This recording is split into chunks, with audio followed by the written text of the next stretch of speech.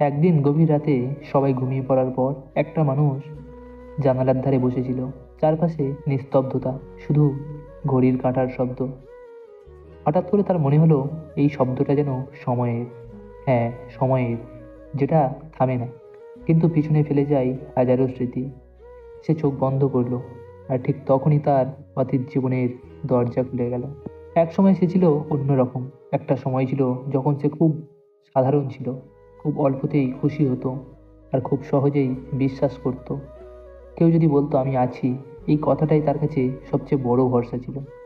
সে ভাবতো মানুষ একরকম, সব সম্পর্ক চিরস্থায়ী, আর সব ভালোবাসা শেষ পর্যন্ত টিকে যায়। কিন্তু জীবন ওকে আলাদা করে কিছু শেখাতে চেয়েছিল। প্রথম আঘাতটা এসেছিল একেবারে অপ্রস্তুত অবস্থায়। যাকে সে নিজের মনে করত, যার উপর চোখ বন্ধ করে ভরসা করেছিল, সেই মানুষটাই একদিন মুখ ফিরিয়ে নিয়েছিল। কোনো ঝগড়া না, কোনো চিৎকার না, শুধু ধীরে ধীরে দূরে সরে যা। আর জানো তো, এই ধরনের দূরত্ব সবচেয়ে বেশি কষ্ট দেয়, কারণ এখানে কোনো উত্তর থাকে না। সে নিজেকেই দোষ দিতে শুরু করলো। রাতের পর রাত সে নিজের সাথে কথা বলতো, আমার কি কোনো ভুল ছিল? আমি কি যথেষ্ট ভালো ছিলাম না? আমি কি বেশি ভালোবাসতাম? ধীরে ধীরে তার আত্মবিশ্বাস ভাঙতে শুরু করলো। সে আর আগের মতো হাসতে পারতো না। হাসলেও ভিতরে কোথাও যেন একটা শূন্যতা থেকে যেত। আজকের ভিডিওটা খুবই ইমোশনাল। ভিডিওটা স্কিপ না করে সম্পূর্ণ শেষ পর্যন্ত দেখুন। আর চ্যানেলটিতে নতুন হলে অবশ্যই সাবস্ক্রাইব করে পাশে থাকবেন। আর লাইক কমেন্ট শেয়ার করতে ভুলবেন না। তোমাদের একটা লাইক কমেন্ট আমার মোটিভেশন করতে সাহায্য করবে। হাসলেও ভিতরে কোথাও যেন একটা শূন্যতা থেকে যেত। একটা কষ্টের পর আর একটা কষ্ট, একটা বিশ্বাস ভাঙার পর আর একটা ভাঙন। কিছু মানুষ কথা দিয়ে আঘাত দিল, কিছু মানুষ নীরবতা দিয়ে। সে বুঝতে পারলো সব মানুষ হারায় না, কিন্তু সবাই বদলে যায়। আর এই বদলটা সবচেয়ে বেশি কষ্ট দেয় যখন তুমি এখনো আগের মতোই থাকো। একদিন সে চুপ হয়ে গেল। একদিন সে আর কিছু বলল না। আগে যে মানুষটা সব খুলে বলতো, সে এখন সব নিজের ভিতরেই রাখতে শিখেছে। কারণ সে শিখে গেছে সবাই বোঝে না, আর সবাই বোঝার চেষ্টা করে না। এই চুপ থাকা ধীরে ধীরে তার অভ্যাস হয়ে গেল। এই চুপ থাকার ভিতরেই সে নিজেকে চিনতে শুরু করলো। সে বুঝলো সে দুর্বল না, সে ক্লান্ত। সে বুঝলো সব হারিয়ে ফেলার পরেও সে এখনো দাঁড়িয়ে আছে, সে এখনো লড়ছে। অতীত তাকে ভেঙেছিল, কিন্তু একই সাথে তাকে তৈরিও করেছিল। যে মানুষটা আজ কারো উপর সহজে ভরসা করে না, সে একদিন অন্ধভাবে বিশ্বাস করেছিল। যে মানুষটা আজ নিজেকে আগে রাখে, সে একদিন সবাইকে আগে রেখেছিল।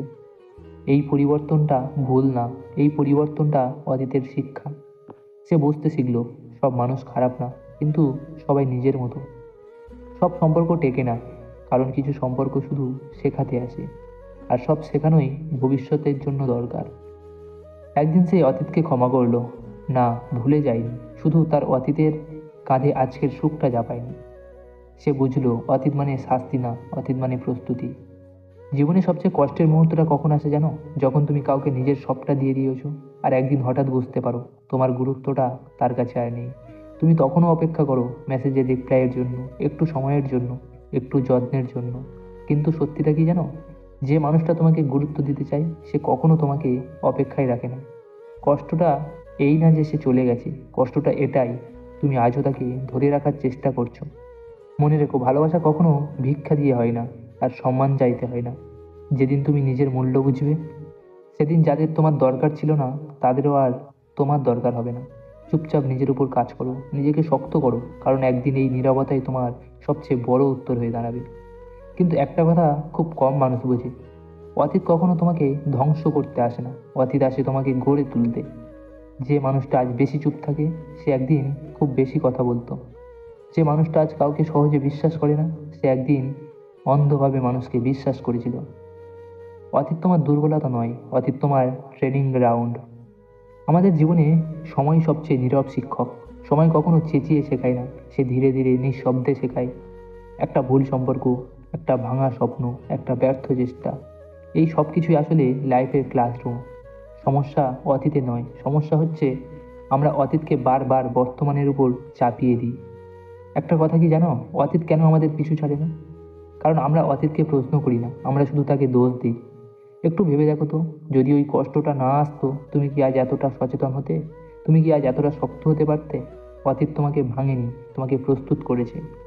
যে মানুষটা অতীতকে মেনে নিতে পারে না সে সবসময় ভবিষ্যতের দরজায় দাঁড়িয়ে ভয় পায়। কারণ যে মানুষ নিজের গল্পকে মেনে নিতে পারে না সে কখনো নিজের পরের অধ্যায়টা লিখতে পারে না।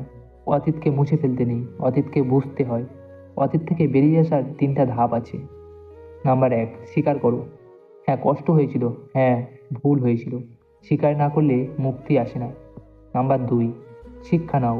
কারা সত্যি ছিল, কারা ছিল অভিনয়, এই জ্ঞানটাই আসল লাভ। নাম্বার 3, ছেড়ে দাও।